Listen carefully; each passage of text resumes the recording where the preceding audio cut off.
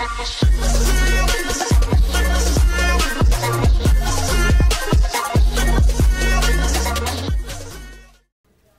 cerita bersambung Manusia Harimau dari Sumatera.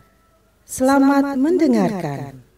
Berkata Kamal, "Kau iblis dari hutan Cirebon, enyah kau, bukan di sini tempatmu. Kalau kau tak pergi, kau akan kubinasakan di sini."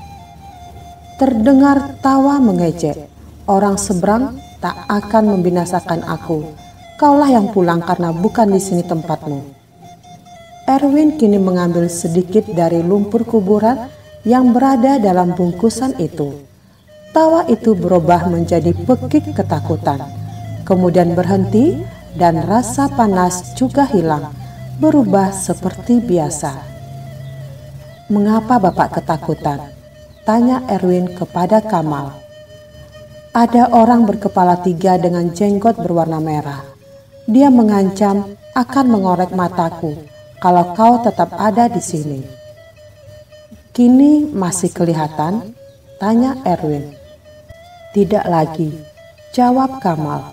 Mendengar itu, Karmila dan ibunya merasa lega. Harapan yang telah lenyap kini timbul kembali. Hantu dukun jahil itu dapat dihalau oleh Erwin, menandakan bahwa Erwin lebih kuat daripada dia.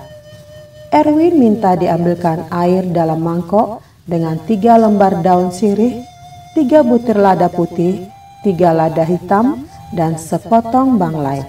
Setelah semua tersedia, lada dimasukkan ke mangkok, banglai diiris-iris, lalu dimasukkan juga. Di atas air diletakkan 3 lembar sirih. Erwin membaca ajaran mayat yang bernyawa itu. Ketiga helai daun sirih itu bergerak karena air beriak-riak. Aneh memang, dan sukar dipercaya oleh orang-orang yang tidak percaya kekuatan mistik atau batin. "Kalau Pak Kamal akan sembuh, berbalik kalian semua. Kalau si jahil lebih kuat, tenggelamlah kalian," kata Erwin. Sirih-sirih itu bergerak-gerak lagi, kemudian berputar, lalu mulai tenggelam, tetapi tidak sampai ke dasar. Jelas bahwa dukunnya si Eman memberi perlawanan keras. "Tidak ada manusia biasa dapat menundukkan mayat bernyawa," kata Erwin. Lalu dia membaca-baca lagi, dan sirih-sirih itu naik kembali, masih bergerak, kemudian dia mengambang, lalu membalik satu demi satu. "Insya Allah, dengan izin Tuhan, iblis ini dapat kita usir, dan Pak Kamal akan pulih semula. Tetapi tidak seperti pesawat terbang lepas landas, makan waktu sedikit," kata Erwin merendahkan diri dan selalu meminta kepada Allah. "Perihnya hilang," kata Pak Kamal. "Mengapa kau mau menolong aku?" "Karena kewajiban manusia saling tolong," sahut Erwin.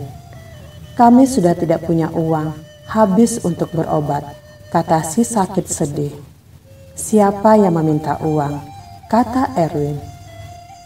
"Kalau mau dinamakan harta, tinggal kalung dan cincin yang dipakai adikmu Karmila.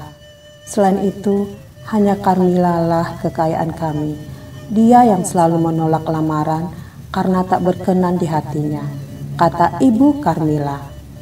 Walaupun Erwin berpesan kepada keluarga Kamal agar pengobatannya itu jangan diceritakan kepada siapapun juga, karena khawatir akan menimbulkan kehebohan atau salah tanggapan.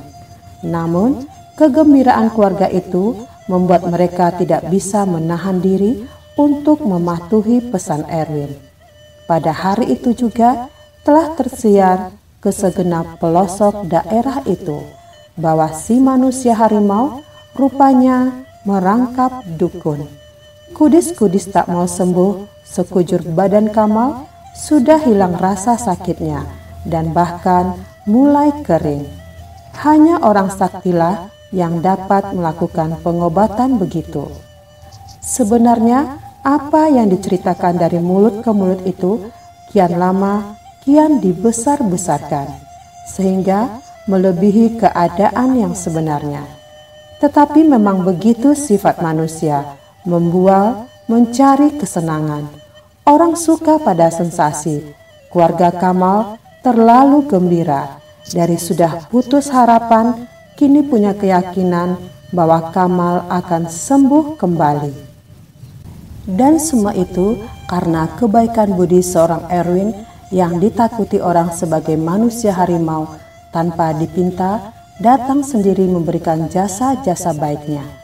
Dan oleh karena kisah pengobatan ajaib itu memasuki semua rumah di kawasan itu, maka banyaklah orang yang sudah lama sakit atau menderita sakit datang ke rumah Indah mohon bantuan. Dengan demikian, menjadi ramailah rumah yang baru kematian itu. Orang-orang yang tadinya tidak menghiraukan kematian Ibu Indah, sekarang dengan kata-kata mengandung simpati, menyatakan turut berduka cita atas meninggalnya secara aneh wanita yang malang itu. Mereka bertanya, bagaimana asal mulanya sampai perempuan yang terkenal baik hati dan ramah kepada semua orang itu meninggal dunia. Apa penyakitnya? Ketika mengetahui bahwa ia dibunuh secara misterius, mereka bertanya siapa pembunuhnya. Dan terbetiklah akhirnya kabar-kabar di daerah itu. Kemudian menjalar ke semua pelosok bahwa Ibu Indah mati oleh gigitan makhluk yang tidak dikenal apa jenisnya. Ada yang mengatakan binatang tikus, tetapi mereka tidak bisa habis pikir bagaimana gigitan tikus saja bisa mematikan seorang manusia. Orang-orang berilmu menduga bahwa ada yang mengetahui bahwa kematian mertua Erwin tentu ada kaitannya dengan permusuhan antara anak muda itu dengan Ki Ampuh yang sudah sekian lama tidak mereka lihat-lihat dan didesas-desuskan sedang mencari tambahan ilmu di Banten. Bahkan ada yang mengatakan bahwa ia ke Banten untuk belajar pada Mbah Penasaran yang tidak pernah jadi tua dan selalu menculik anak-anak muda yang ganteng dari Jakarta atau kota-kota lain di sekitarnya. Suatu pertandingan menentukan masih akan terjadi lagi di antara kedua orang berilmu gaib itu, dan ini sama saja dengan pertandingan regional antara ilmu dari Sumatera dengan kekuatan gaib dari Jawa. Di mana mereka akan berperang? Terdengar suara-suara di antara orang-orang pintar mantra dan silat. Tidak ada yang bisa menjawab.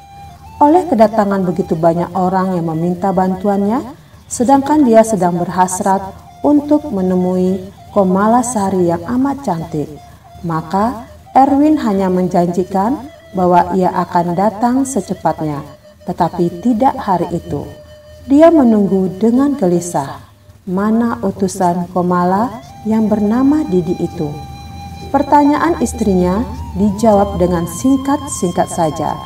Pikirannya hanya dipenuhi oleh wajah Komalasari yang bermukim di Banten sana. Kalau tadi malam ia hanya bertemu dalam mimpi, maka kini dia akan bertemu dengan dalam kenyataan. Dia yakin wanita itu suka, bahkan cinta padanya. Betapa senang dicintai oleh gadis secantik Komala. Erwin masih ingat bahwa ia punya istri dan baru saja mendapat seorang bayi yang begitu mungil. Tetapi keinginan bertemu dengan wanita rupawan itu jauh lebih besar. Pada jam 15 siang itu, seorang laki-laki setengah baya bertamu ke rumah Erwin. Ia memperkenalkan diri dengan nama Didi.